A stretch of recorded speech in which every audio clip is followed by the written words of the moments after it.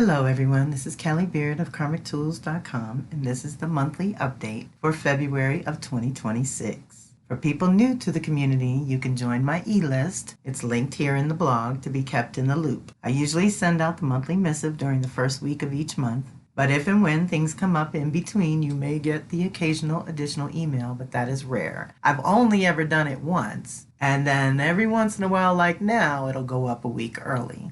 February kicks off with the Aquarius Gate of Power, which is when we begin to stir slowly from our winter solstice conception point. Depending on where you are in your own timeline, this season is good for offering your unique contribution in a new way or doing the necessary purification via fire and water so that you can. That means your emotions and spiritual practices may need some attention or a new setup so that they can support you and your creations in the new year.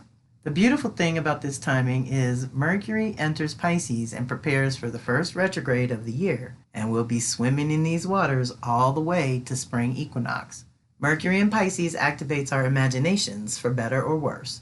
Remember that using your imagination to imagine the worst-case scenarios is a poor use of this powerful gift. The imagination is another way that your soul talks to you, and when anything is moving through Pisces, especially the messenger who naturally moves so freely between realms, we have access to some potent creativity and new visions for the future.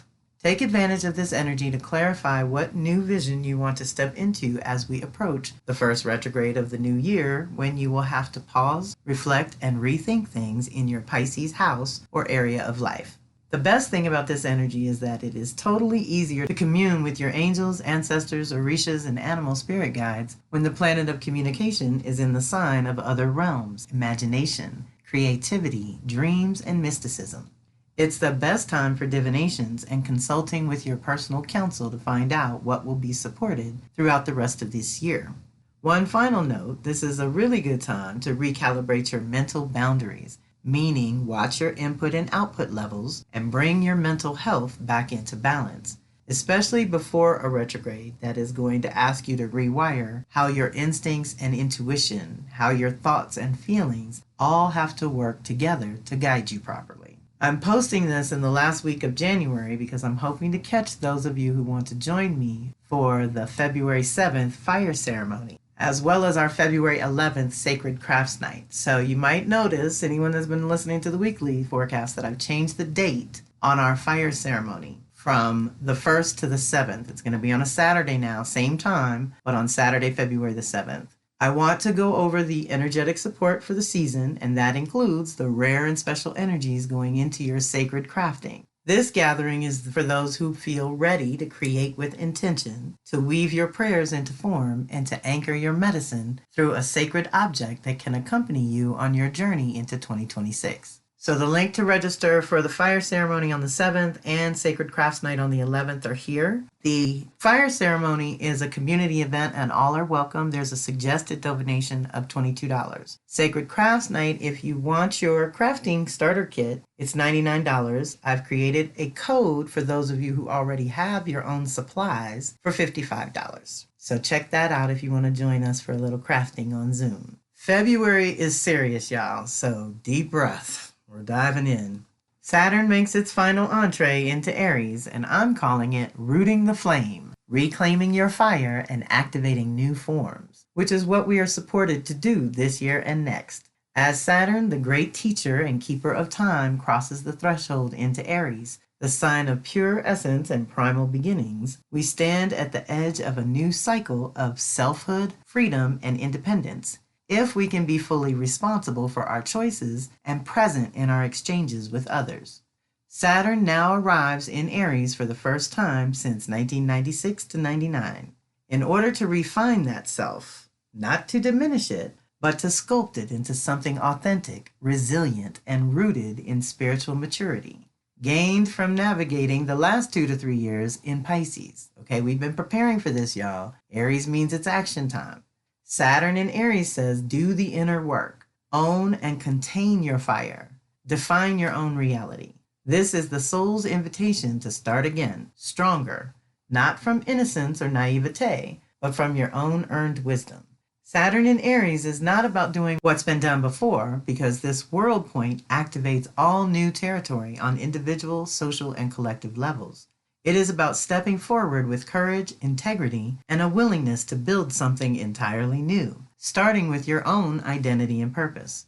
Aries energy sparks revolutions. It starts fires, but Saturn tempers that fire, giving it a container, direction, and sustainability. This is the initiation of a new cycle of reality, where the foundation of life undergoes a profound rebirth and restructuring. It is not the time to cling to what was, but to face what is. Saturn's presence here is not here to indulge our fantasies or illusions, but to guide us gently and firmly into alignment with truth. The truth of who you are, of how you live, and of what you are committed to becoming. This is a reality check and a time to stabilize a new foundation and birth a new reality, individually, socially, and collectively as well. This month, we get the first of 5 eclipses in Leo Aquarius over the next couple of years. This first one is going to help to seed completely new patterns and cycles of being an individual contributor to a larger community. Every year, we use this time to laser away the non-essential and anything blocking the new vision for the year from taking root. What is most important to you this year, 2026? Are you working on the new role that you want to play going forward at this new level of maturity and higher level of consciousness? And what kind of communities do you want to be a part of and contribute your energy to? These are all good questions to ask annually, but now we add the eclipse cycle to the mix, and you will have to do some research and reflection on previous Leo Aquarius eclipse years. That would be 2018 and 19, 2008 to 09, 1998 to 2000, and 1989 to 91. It keeps going, but 2 full cycles are really good for a review to see how the patterns show up in your world. We have eclipses twice a year, every year, so there's always energy for change. What shifts along the way is the sign lessons and expressions. We are currently still navigating Virgo Pisces eclipses, but 2026 is what I call an overlap year when we deal with both. So we will talk more about these on the Leo Aquarius nodes and eclipses call scheduled for August 20th, so 6 months from now. We're in Aquarius time, 6 months from now will be Leo time, and we'll talk about it then. For our purposes this month, it increases the energy of new beginnings in our Aquarius department, which will have much larger and more far-reaching effects than just this year. Eclipses are considered course correctors, whether you are a little or a lot off course, and they naturally interrupt the light, which allows us to break to realign wherever they fall in the chart. Generally, any solar eclipse activates your physical body, while the lunar eclipse will activate your emotional body. But together, your spiritual body should go to a completely new level. The lessons this month will center around love and objectivity, or the balance of attachment and detachment for you personally. I'm going to drop some links in here for pertinent readings that might help you along the way. The Astro Cycles reading is wonderful to check in with. It's only $150. And right now there's a midpoint special on the Venus reading and custom guide where you get a full workbook for half the price. It's only $100. That will get you through September with Venus, and then we'll start a new cycle and create a new book. But if you want to check in with something specific, that would probably be the Venus, or if you like to journal and take notes. But if you just want to check in with your cycles, the Astro Cycles reading is best. Finally, one of our more important and rare alignments is Saturn connecting with Neptune at 0 Aries, the world point that we tap into annually on spring equinox. But now it has much larger implications and far-reaching reverberations beyond just this year. The last time Saturn and Neptune came together in a conjunction was in Capricorn in 1989. And the last time they met in Aries was 1703. Either way, we are stepping into unfamiliar territory. This alignment begins a new 35 to 37 year cycle, and because it occurs in Aries, it carries the energy of a true clean slate. This is not about repairing the past. It is about defining what comes next from the ground up.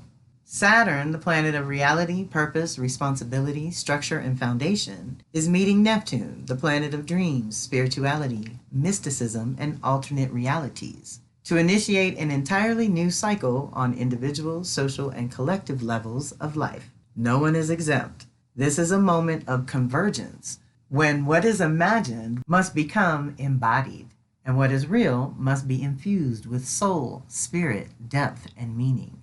There is a combination of things happening here. On one hand, individually, we would be happier and better off if we would take more personal responsibility, make more choices that ensure self-preservation, and be more proactive about our own dreams and desires.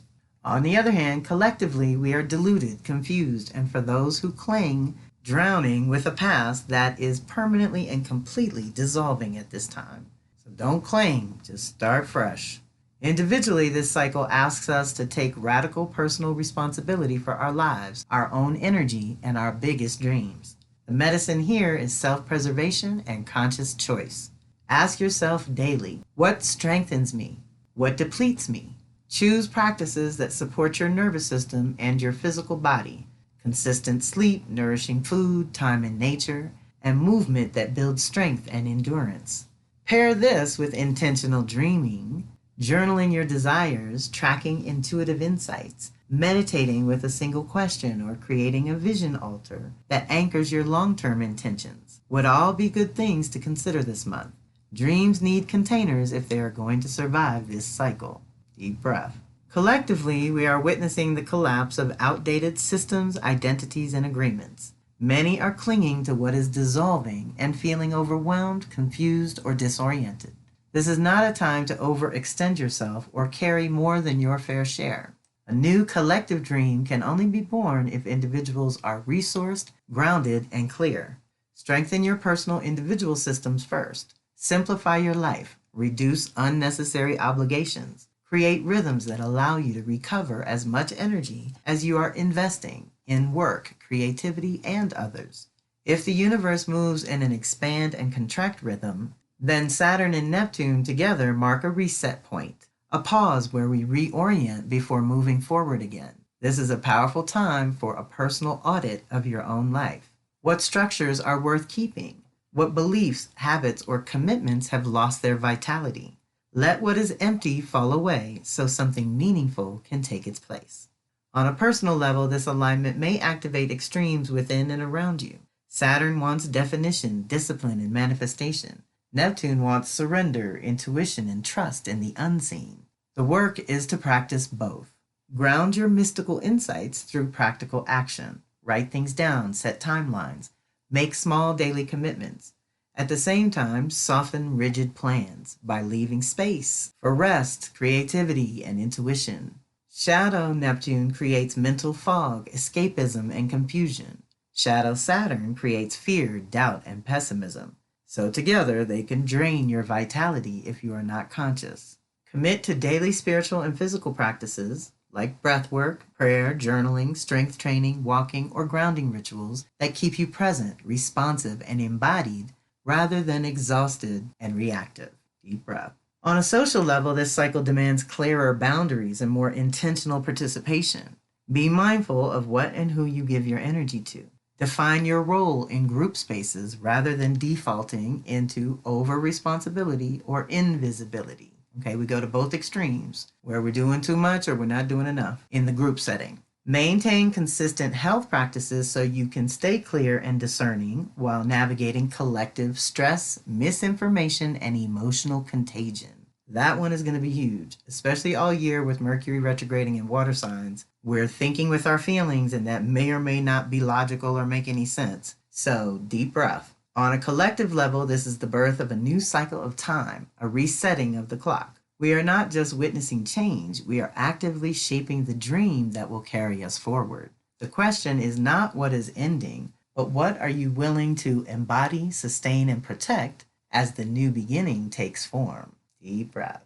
So February is huge, but we're still in an incubation zone of inspiring ourselves for the new year, the vision of the new year. So we're creating, that's why I love that crafts nights in February, because this is behind the scenes creativity that you'll share with others, let's say within 6 months to come, from Aquarius to Leo time, is usually when we want to share with others. And the energies support that. But there's bigger things going on like Saturn and Neptune. That's why I went all the way through all that for the monthly, and it'll be in the February 20th weekly forecast. So for those who like the details and want to go week by week, I recommend the Power Circle for only $9.99 a month, because that gets you a bunch of personal tools to tell you your own activations, but it also gets you the month of forecast ahead of time. And that's really good for my planners and trackers. So I recommend that you join us when and where you can and reach out directly when you need to. I want to thank you for being part of the community, and thanks for listening. This is Callie Beard of Karmic Tools signing off.